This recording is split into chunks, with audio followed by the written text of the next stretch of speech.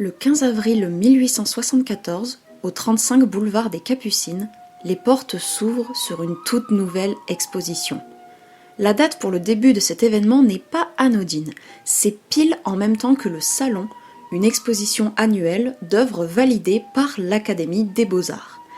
Et l'Académie, elle aime pas trop les artistes du boulevard des Capucines, un sentiment complètement réciproque. Ces artistes contre l'art académique et le conformisme, on les appellera les impressionnistes. Et il y a 150 ans, s'ouvrait la toute première exposition de ce mouvement qui va marquer l'histoire de l'art. Bienvenue dans ton canapé, bienvenue dans cette galerie d'art. Aujourd'hui, plongeons ensemble dans 150 ans de couleurs.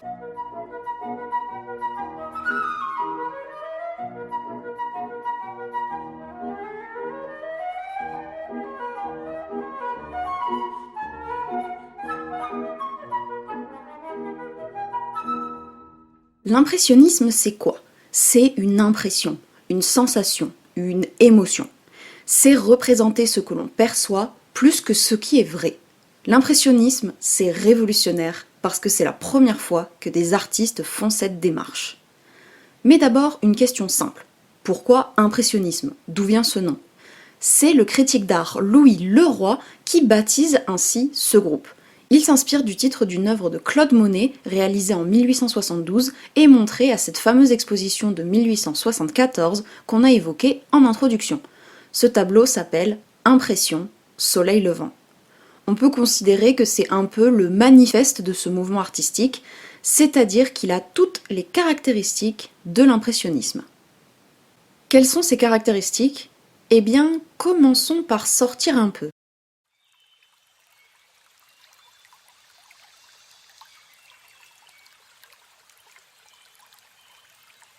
Les peintres impressionnistes sortent de leurs ateliers et peignent en extérieur. Là encore, ils sont les premiers à le faire. Depuis longtemps, les peintres sortent pour esquisser et faire des croquis, mais jamais ils ne peignaient directement dehors. Les impressionnistes le font, même si c'est pas une règle absolue. Cette nouvelle habitude est possible grâce à l'évolution du matériel artistique. Les chevalets sont devenus pliables et plus légers, ce qui permet de se déplacer plus facilement. Et surtout, c'est l'invention des tubes de peinture qui facilite les sorties. Auparavant, la peinture devait être faite manuellement en broyant des pigments avec un liant. La peinture était fabriquée au fur et à mesure par le peintre et utilisée tout de suite parce que ça sèche très vite.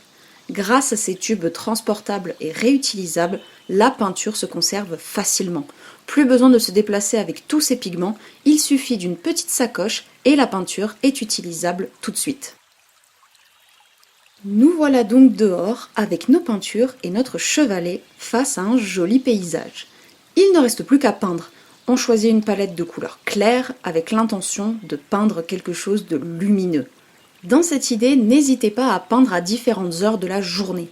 Vous pourrez ainsi capter les différentes couleurs de la lumière entre l'aube, la journée et le crépuscule. C'est par exemple ce qu'a fait Monet avec sa série sur la cathédrale de Rouen.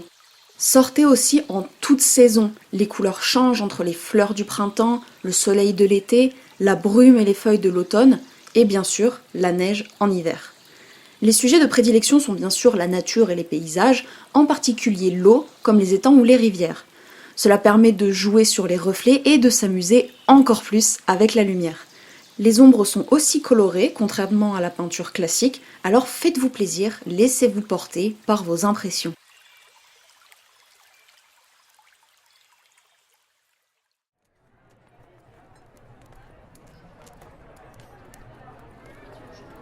Mais il n'y a pas que la nature. Les impressionnistes aiment beaucoup les représentations de la vie moderne.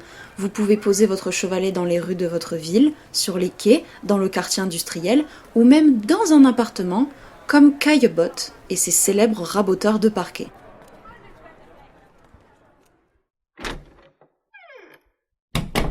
Passons à la technique pure.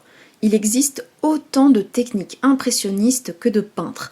Certains restent très proches de la réalité, d'autres donnent un effet beaucoup plus flou et imprécis. Pour cela, ils déposent des petites touches de peinture, légères et rapides, qu'ils juxtaposent au fur et à mesure. Contrairement aux peintures classiques, ils laissent ces touches apparentes et n'essaient pas d'aplanir la peinture.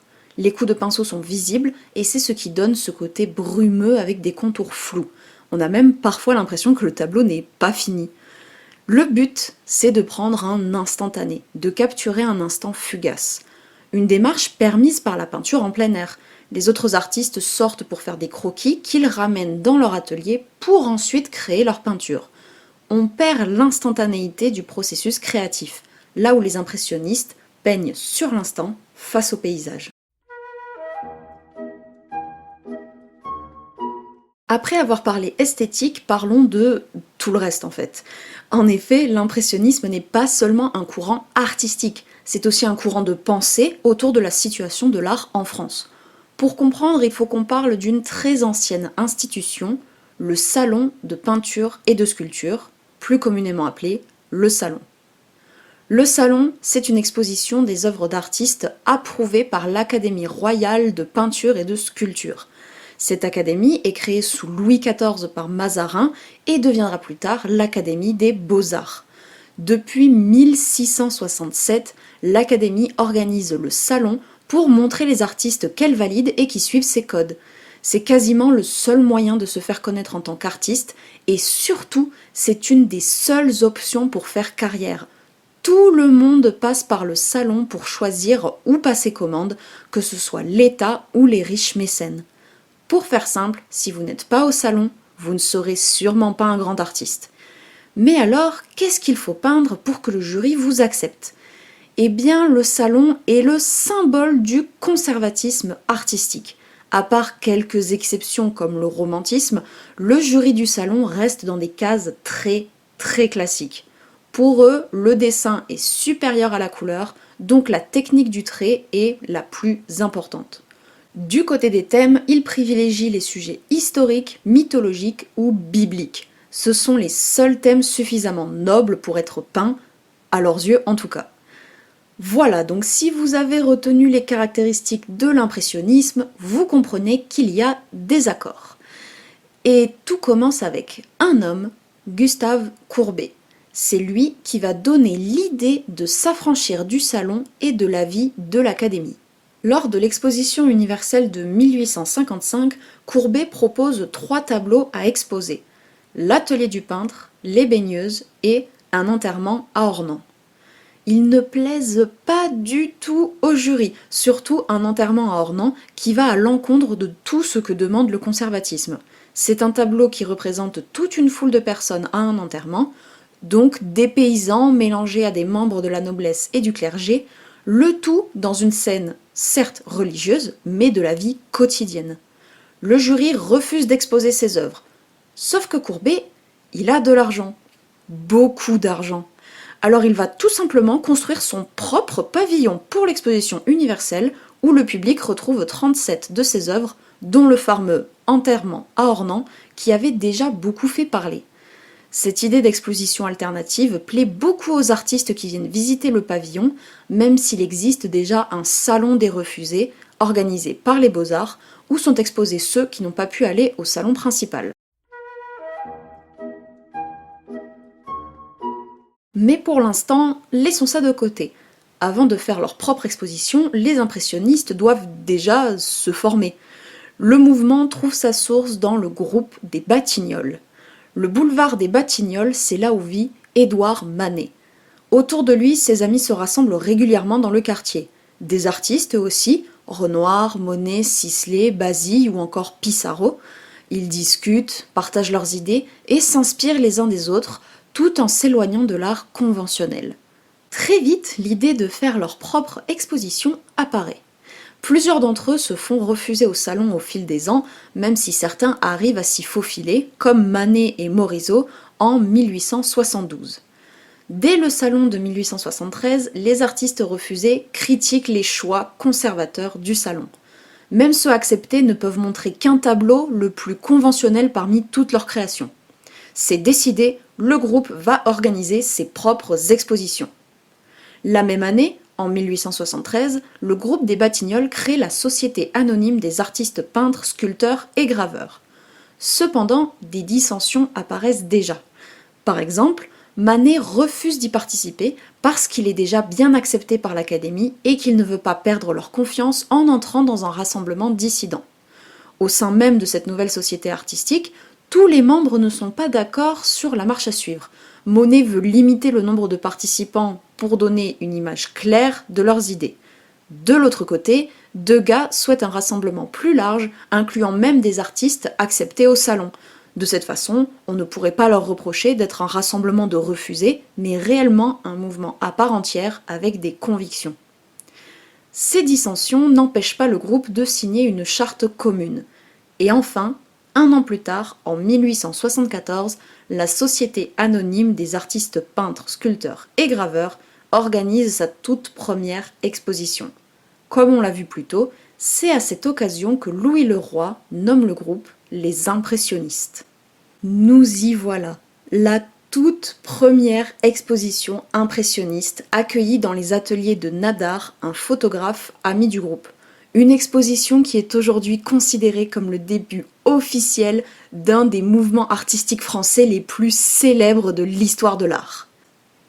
Et c'est un échec. Et oui, c'est pas si simple de marquer l'histoire. Seulement 3500 visiteurs le premier mois, c'est très très loin des chiffres espérés. La presse s'empare du sujet et beaucoup de journalistes critiquent cette exposition, créant une polémique. Après, comme on dit de nos jours, il n'y a pas de mauvais buzz. Toute cette agitation fait parler et donc suscite l'intérêt des curieux. Enfin, ça n'empêchera pas la société anonyme d'être en faillite à cause de cet échec. Et cette dernière est dissoute la même année. Mais vous le savez, l'impressionnisme n'est pas mort en 1874. Au contraire, c'est là qu'il naît vraiment. Alors, qu'est-ce qui se passe ensuite ? Il est temps d'accueillir un nouveau personnage à notre histoire, Paul Durand-Ruel. Durand-Ruel est un marchand d'art visionnaire qui a considérablement aidé les impressionnistes à se développer. C'est lui qui organise les 2 expositions suivantes dans ses propres locaux. Grâce à son réseau de galeries d'art, il organise aussi des expositions à Londres, à Bruxelles et à New York, permettant la diffusion du mouvement impressionniste. Il aide aussi les artistes à vendre leurs œuvres en Europe, mais surtout aux États-Unis. C'est là-bas que l'impressionnisme va vraiment s'implanter et être très très vite apprécié. Il achète tellement d'œuvres qu'il manque lui aussi de faire faillite à force de soutenir les artistes. C'est un mécène très investi qui n'hésite pas à conseiller les artistes pour proposer des œuvres plus adaptées au marché, pour se diversifier. Et petite anecdote au passage, il a eu une telle influence dans le monde de l'art français qu'il est devenu chevalier de la Légion d'honneur en 1920.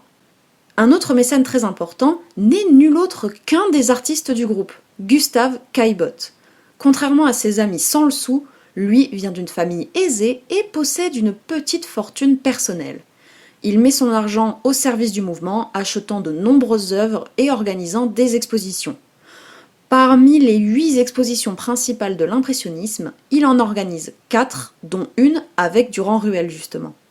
Comme je vous l'ai dit, Caillebotte est un impressionniste. Sa peinture la plus célèbre est Les Raboteurs de parquet, qui semble assez éloignée de l'impressionnisme. Elle semble même très classique au premier abord. Et pourtant, elle aussi a été refusée par le jury. Alors on va faire un petit jeu pour voir si vous avez retenu 2 ou 3 choses. Vous mettez ce podcast en pause et vous allez chercher une image des raboteurs de parquet. Observez le tableau et essayez de trouver pourquoi ce tableau n'est pas tout à fait classique. Alors, est-ce que vous avez trouvé ?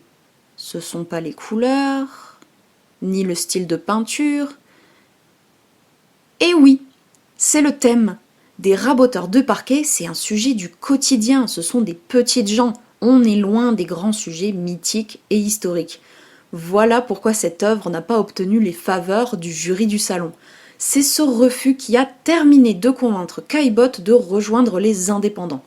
Alors bien sûr, il n'y a pas que ça, le mouvement lui plaisait déjà quand même, et certaines de ses œuvres se rapprochent un peu plus de l'impressionnisme.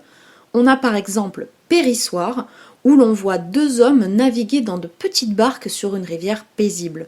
On retrouve les couleurs claires, la nature, l'eau et la vie quotidienne. Et puisqu'on a parlé de Caillebotte, parlons un peu justement de ces artistes impressionnistes. Je vais pas vous parler de tous et je vais pas vous en parler en détail parce que ça serait beaucoup trop long. Par contre, je vais vous donner quelques noms pour que vous puissiez, vous, aller voir leur travail. On commence direct avec un de mes préférés, Paul Cézanne. En particulier sa série de peintures sur la montagne Sainte-Victoire. On retrouve des couleurs chatoyantes posées par de gros coups de pinceau qui donnent un aspect assez unique aux œuvres de Cézanne. J'y retrouve vraiment l'ambiance de l'été provençal, et vu que je viens du sud de la France, forcément ça me touche personnellement. On passe ensuite à Edgar Degas. Si Cézanne est surtout connu pour ses paysages, Degas l'est beaucoup plus pour ses scènes de vie. Je vous recommande ses œuvres sur les danseuses de l'opéra que je trouve très jolies. Il arrive à rendre les tutus si légers, on dirait du vrai tissu.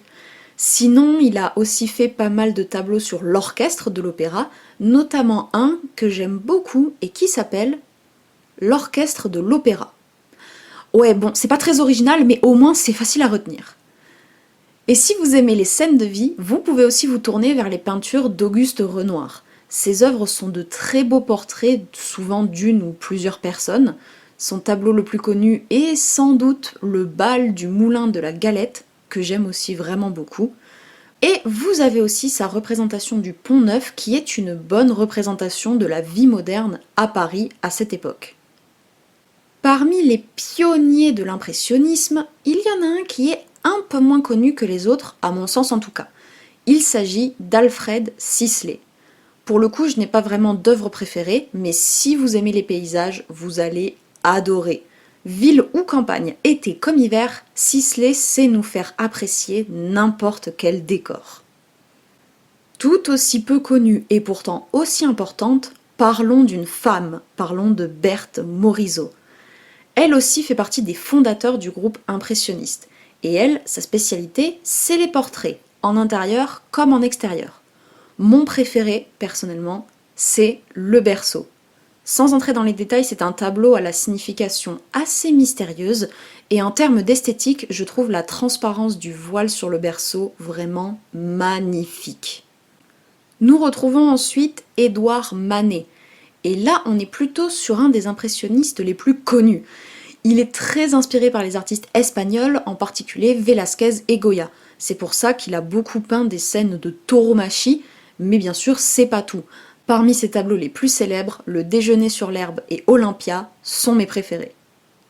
Enfin, avant-dernier de notre liste, on a un autre de mes chouchous, Frédéric Bazille. Lui aussi peint surtout des personnages dans des paysages qui rappellent l'été. J'ai eu l'occasion de voir une exposition sur son travail au Musée Fabre à Montpellier et j'ai adoré. Parmi mes tableaux préférés, n'hésitez pas à aller voir Réunion de famille, Vue de village, Les remparts d'Aigues-Mortes et La jeune femme au pivoine. Je pourrais parler pendant des heures de tous ces artistes, mais évidemment, j'ai choisi de m'attarder sur THE artiste impressionniste, celui qui représente le mieux le mouvement. Vous l'attendiez peut-être, il s'agit de Claude Monet. Né en 1840 à Paris, il est la figure des idées impressionnistes. Il grandit au Havre, qu'il peindra plusieurs fois, et à 20 ans, en 1860, il part se former à Paris. Il devient apprenti dans différents ateliers, comme cela se faisait souvent à l'époque. Dès le départ, Monet n'a aucune envie de rentrer à l'école des beaux-arts. Ça montre bien son refus de l'art académique dès le début de son parcours, et qui se poursuivra toute sa vie. Pour lui, tous les sujets méritent d'être peints, même si son domaine de prédilection reste les paysages. De 1865 à 1870, il survit grâce au soutien de son ami Frédéric Bazille, qui lui achète des œuvres et le loge. À partir de 1870, c'est Paul Durand-Ruel qui devient son agent et lui donne une stabilité financière. Cela permet à Monet de visiter la Hollande et de déménager à Argenteuil, deux endroits qui vont inspirer plusieurs tableaux. Dès 1873, il travaille activement pour la création de la Société anonyme des artistes peintres. Il travaille aussi d'arrache-pied pour créer des tableaux et développer son art. Son acharnement et son implication est telle qu'il suscite l'admiration de ses amis et devient, de fait, le chef de file des artistes de sa génération. Petite anecdote pour que vous compreniez son dévouement à l'art, lorsqu'il habitait à Argenteuil, il a acheté un bateau qu'il a transformé en atelier et ça lui permettait de peindre directement sur la scène afin d'avoir de nouveaux points de vue.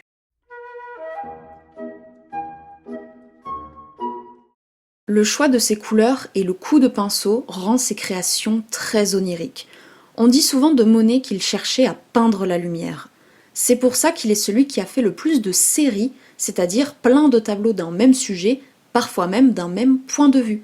Il étudie ainsi les changements de lumière entre les saisons et les différents moments de la journée. On a par exemple la série du Parlement de Londres, 19 tableaux, celui des Meules, 25 tableaux, des Peupliers, 23 tableaux, ou encore de la cathédrale de Rouen, 30 tableaux.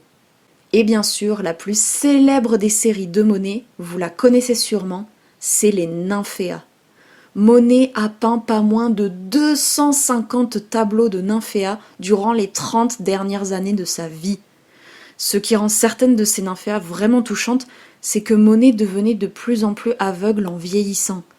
À cause de sa double cataracte, il avait du mal à distinguer les couleurs et les formes, ce qui explique certains choix esthétiques, qui n'étaient pas vraiment des choix, et qui peuvent paraître étonnants. À part ça, c'est notamment grâce à cette série que Monet est connu à travers le monde, puisqu'on retrouve des Nymphéas dans de très nombreux musées. La plus célèbre des œuvres de cette série est la fresque du musée de l'Orangerie à Paris. En fait, c'est pas vraiment une fresque. Il s'agit de 8 tableaux qui, côte à côte, forment un paysage, le bassin aux nénuphars, qui se trouve à Giverny où Monet s'est installé en 1883. Au total, l'ensemble des peintures mises côte à côte fait 200 mètres carrés, c'est énorme. Ces nymphéas sont exposés dans 2 salles ovales construites spécialement pour l'œuvre, qui d'ailleurs ne peut plus être déplacée aujourd'hui. Monet a créé de très nombreuses œuvres et a marqué l'histoire de l'art. Il a même pu devenir célèbre et très apprécié de son vivant. Il décède en 1926 à l'âge de 86 ans dans sa maison adorée de Giverny. Lors de ses funérailles, un événement devenu célèbre se produit. Clémenceau, ami très proche de Monet, enlève le linceul noir placé sur son cercueil et déclare « Non, pas de noir pour Monet, le noir n'est pas une couleur !» Une belle manière de résumer la vision artistique de ce peintre. Au fil des années 1880, les impressionnistes deviennent de plus en plus connus et leur art est apprécié, même si l'Académie continue de bouder leur travail. Si bien que ça va même empêcher l'exposition complète des œuvres de Caillebotte qu'il avait léguées aux collections nationales après sa mort. Bref, malgré leur impact, les impressionnistes vont mettre encore du temps avant d'être définitivement acceptés par tous. Mais ça, ils ne le verront pas tous de leur vivant. En 1926, Monet est le dernier des précurseurs à décéder. En revanche, ceux qui vont tout de suite s'inspirer de ce mouvement, c'est les artistes. De nombreux mouvements artistiques trouvent leurs racines dans l'impressionnisme, que ce soit dans son esthétique ou dans son refus des normes académiques. On appelle ça le post-impressionnisme, et ce qui est drôle, c'est qu'on situe cette période entre 1880 et 1910, donc quand les impressionnistes peignaient encore. Mais attention, le post-impressionnisme est une période de l'histoire de l'art, pas un mouvement artistique. Cette période regroupe plusieurs courants, comme le néo-impressionnisme, le symbolisme, le fauvisme, le synthétisme ou encore le cubisme. Certains sont une évolution de l'impressionnisme, d'autres sont juste contre l'académie, et d'autres enfin vont même s'opposer à l'impressionnisme dans leurs intentions. Bref, il y a à boire et à manger. Et pas qu'en France. Comme je l'ai dit plus tôt, l'impressionnisme a eu un retentissement mondial, et de nombreux artistes à travers le monde se sont inspirés de ce mouvement. Parmi les pays les plus marqués par cette esthétique, on retrouve les États-Unis. On l'a vu, Paul Durand-Ruel a aidé l'impressionnisme en organisant des expositions et des ventes d'œuvres aux États-Unis. Mais celle qui a vraiment eu un rôle majeur dans sa popularité outre-Atlantique, c'est l'artiste Mary Cassatt. Elle a participé à plusieurs expositions impressionnistes en France et a marqué l'art américain au sens large. Elle a même participé à l'exposition universelle de 1893 à Chicago et en 1920, elle aussi est faite chevalière de la Légion d'honneur française. De nombreux collectionneurs américains sont très intéressés par les artistes impressionnistes, et beaucoup d'œuvres de ce mouvement se retrouvent encore aujourd'hui aux quatre coins des États-Unis. On a aussi beaucoup d'artistes européens qui se sont greffés au mouvement et qui s'en sont inspirés. Enfin, on a parlé de peinture, mais l'impressionnisme se retrouve dans d'autres arts et a beaucoup inspiré la sculpture, la photo et même le cinéma, alors n'hésitez pas à être curieux. Et tout ça, tout cet impact, tous ces héritiers, c'est ce qui fait de l'impressionnisme l'un des courants artistiques majeurs de l'histoire de l'art.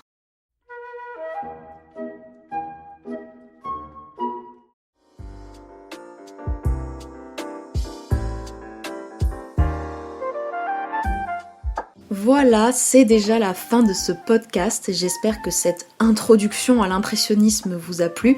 Surtout, n'hésitez pas à aller découvrir les artistes et les œuvres dont je vous ai parlé aujourd'hui. Vous avez le musée d'Orsay, qui est le musée français avec le plus d'œuvres impressionnistes, et une grande partie de ces collections sont sur leur site internet, alors foncez à les voir. Si vous voulez approfondir certains points, je vous conseille d'aller sur le site histoiredesarts.culture.gouv.fr. C'est une vraie mine d'informations sur plein de sujets culturels. Et pour l'impressionnisme, vous trouverez un dossier thématique qui référence plein de documents accessibles sur internet, ainsi que des images de très bonne qualité. Vous pourrez en apprendre plus sur le mouvement en lui-même et les différents artistes dont on a parlé aujourd'hui, et pas que. Bon, allez, j'arrête de vous retenir ici, c'était déjà très long et pourtant je n'ai fait qu'effleurer le sujet, donc vraiment, je me répète, mais n'hésitez pas à aller faire vos propres recherches et à aller découvrir parce que l'art, faut le voir, surtout la peinture, donc n'hésitez pas à aller voir tous ces artistes et toutes ces œuvres. Merci beaucoup de m'avoir écouté, je vous retrouve bientôt, j'espère, dans ton canapé, sans vouloir être intrusive. Bye bye!